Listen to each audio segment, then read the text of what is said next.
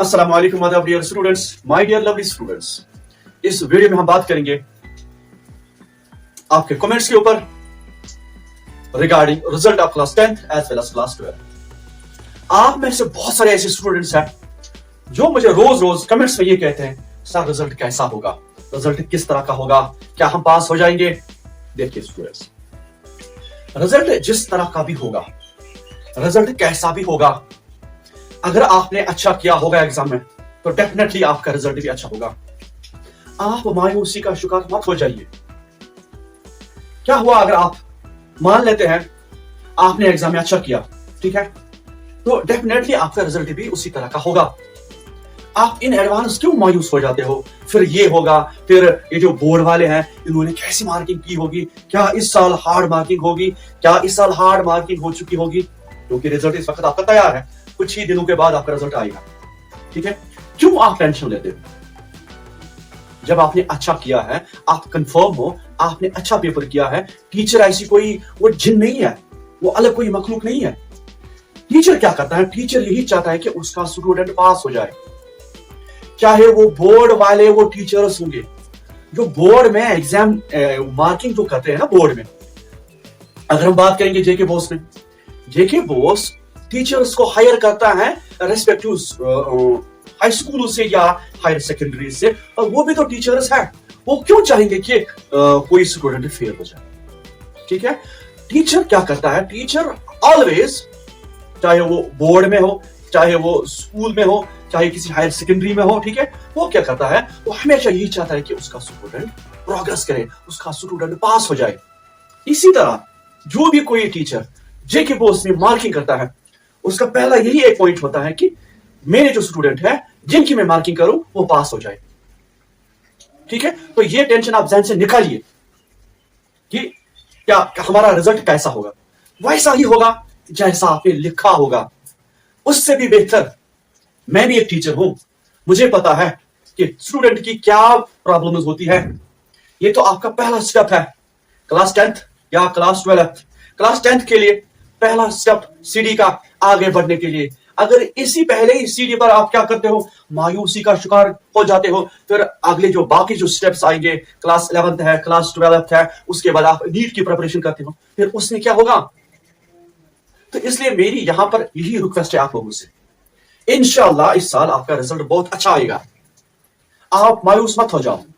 और दूसरी प्रॉब्लम है ना आप में, कोई स्टूडेंट ऐसा होता है, मान लेते हैं वो जहन में सोचता है इस साल में इंशाल्लाह टॉप करूंगा, चाहे वो क्लास 10th हो चाहे वो क्लास 12th हो, मैं टॉप करूंगा। अब जब रिजल्ट निकलेगा, अब उसने टॉप नहीं किया, फॉर एग्जाम्पल किसी और ने टॉप किया, अब इस कंडीशन में भी वो मायूस हो जाता है, रोने बैठता है। ठीक है, ये एंड ऑफ द वर्ल्ड नहीं है, इससे आगे और जहां है।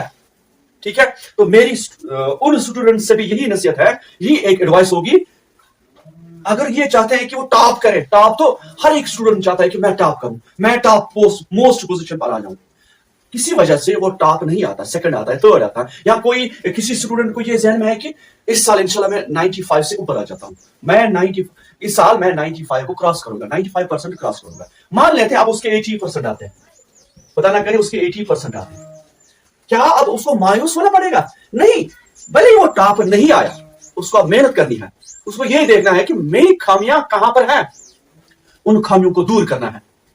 उसी को हम इंटेलिजेंट स्टूडेंट कह सकते हैं, जो अपनी खामियों को देखे उसके बाद उन पर वर्क करे, ताकि फ्यूचर में वो गलतियां उससे ना हो जाए। ठीक है, और दूसरी बात, हर एक स्टूडेंट टॉप नहीं होता, वो टॉप नहीं करता। मान लेते हैं किसी स्टूडेंट को 99%, किसी को 97, किसी को 98, क्या किसी को 90%, क्या 90 वाले को ये अब ये टेंशन लेनी है कि मैंने टॉप क्यों नहीं किया। कुछ ऐसे स्टूडेंट्स मैंने देखे हैं जो रोने लगते हैं। बेस्ट क्वालिटी ऑफ स्टूडेंट क्या होता है, देखो, जो बेस्ट, मेरी नजर में जो बेस्ट स्टूडेंट है उसको रहना है कंसिस्टेंट। एक तो वो कंसिस्टेंट होता है, क्या होता है, कंसिस्टेंट। कंसिस्टेंट मींस अगर वो उसकी जिंदगी में फेलियर आता है वो घबराता नहीं है, वो आगे बढ़ता है। ठीक है, तो best quality of student is consistency उसके अंदर होनी चाहिए। कंसिस्टेंट स्टूडेंट वो होता है जो अपनी लाइफ में, अगर उसकी लाइफ में फेलियर आता है, वो फेलियर को फेस करता है, उसके बाद वो आगे बढ़ता है। पीछे नहीं देखता और रोने नहीं लगता। ठीक है, best quality of student is that कि अगर उसका गोल उसको अचीव नहीं हुआ, चाहे वो क्लास 10th हो, चाहे क्लास 12th हो, लेकिन ये एंड ऑफ द वर्ल्ड यहां पर नहीं है, इसके बाद भी कुछ और है। मैंने कहा ना, फेलियर से आप सीखते हो। इसलिए मेरी यही रिक्वेस्ट है, रिजल्ट से पहले रिजल्ट की ये जो घबराहट है ना आपके अंदर, वो घबराहट को दूर कीजिए, टेंशन छोड़ दीजिए, इंशाल्लाह आपका रिजल्ट बेहतरीन होगा। और साथ साथ कंसिस्टेंट रहना सीखो। लाइफ इज अ स्ट्रगल, जो भी इस स्ट्रगल को पार करता है वही अचीव करता है। जो भी कोई अगर किसी की जिंदगी में फेलियर आता है फिर ऐसे रोने बैठेगा ना, ऐसा नहीं करना, आगे बढ़ना है, जिंदगी का नाम आगे बढ़ना। ठीक है, फिर देखो आपकी जिंदगी में कैसी ये रोशनी आती है, कैसे आप कामयाब हो जाते हो। ठीक है, तो आज की यही रिक्वेस्ट है आप सब लोगों से, प्लीज प्लीज प्लीज कंसिस्टेंट रहना सीखो, और ये जो आपका गोल है उसमें कोई आप चेंज मत लाओ।